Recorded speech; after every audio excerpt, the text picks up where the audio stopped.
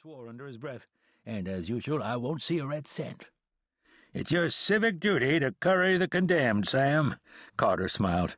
"There are some might see it that way." "Civic duty my ass," Sam snapped. "A pat on the back don't cure saddle galls or an empty wallet either." Garrett reached into the pocket of his shirt, found $1, and spun it to the barber. "Take that. It's the only one they missed." Sam caught the coin expertly and brandished it in Carter's direction. "See that? A real gentleman he is." The vigilante was no longer smiling. "You held out on me, boy," he said. "That $1 should have gone toward your keep." "So what are you going to do about it, Carter?" Garrett asked. "Hang me?" Carter rose to his feet, a long, lank string bean of a man in a shabby black suit and cracked patent leather shoes. His dirty, collarless shirt showed what he'd eaten for his last 10 meals, and a battered silk top hat was tilted on his bald head. By profession, Carter was the town's undertaker, and it showed. He looked and walk-hopped like a seedy, molting crow. "Now you get buffalo steak for your last meal, boy," he said, his face flushed. "And maybe you won't get any of them biscuits I was talking about, neither."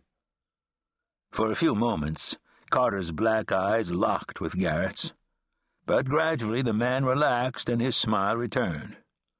"Nah, beefsteak it is. Damn it all, I like you, boy. I'm going to hang you, but I like you." Garrett did not reply as he measured the distance between him and the vigilante, figuring his chances. He tensed, knowing that if he was going to make a play it had to be now. But Carter read something reckless in the younger man's eyes, and the shotgun in his hands came up fast, the muzzles pointing right at Garrett's belly. "Don't even think about trying it, boy," he said, his voice soft, without threat. "I'd cut you in half with this here greener afore you took a single step." "Buckshot always means a burying, that's for sure," the barber observed, "and nobody knows that more'n you, Carter. In your time you've gunned your share." The vigilante nodded and smiled as though Sam had fairly stated the case. Garrett glanced at the shotgun, rock steady in Carter's hands. Dirty and unkempt the man might be, but the weapon was clean, a film of oil glistening the length of the barrels. The man's fingers were white-knuckled on the triggers, and Garrett knew that if he even developed a sudden eye twitch, Carter would cut loose. Forcing himself to relax, the young rancher unclenched his fists and managed a slight smile. "When I got right down to it, I plumb lost my confidence." He nodded toward the greener. "Came on me all of a sudden." "Wise decision," Carter said without humor. "Now get your hat. Time you was heading back to the jail before you get any more of them bright ideas and step into a passel of trouble." After Garrett collected his battered Stetson from the hook on the wall, the barber whisked a brush across his shoulders.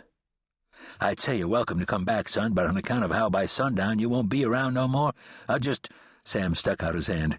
"Say so long, and good luck."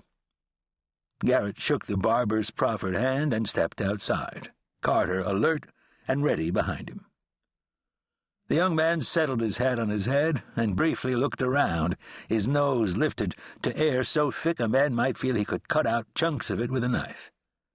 It was still an hour from noon, yet the sun was already blazing hot in a sky the color of washed-out denim, ripening the stench of manure from thousands of mules, horses, and oxen, and from piles of stinking buffalo hides.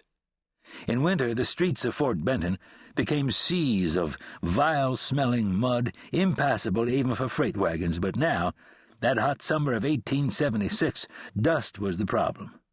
Despite the recent rain, the ground had dried quickly, and choking yellow clouds hung in the air, kicked up by wagon wheels and draft animals. The dust sifted into every nook and cranny of the town, lying thick and indiscriminate, like powdered mustard on furniture from parlor pianos to saloon faro wheels. It found its way inside the wool shirts of men and the silk dresses of women, mingling with sweat, trickling slow and gritty down muscular backs and between soft breasts. A mile-long levee protected the town's scattered shacks, stables, and warehouses from the annual flood of the Missouri, and down by the loading docks were tied the elegant steamboats that had plied the river this far but could travel no farther. Gold miners headed for Bannock, Virginia City, or Last Chance Gulf had to complete their journey.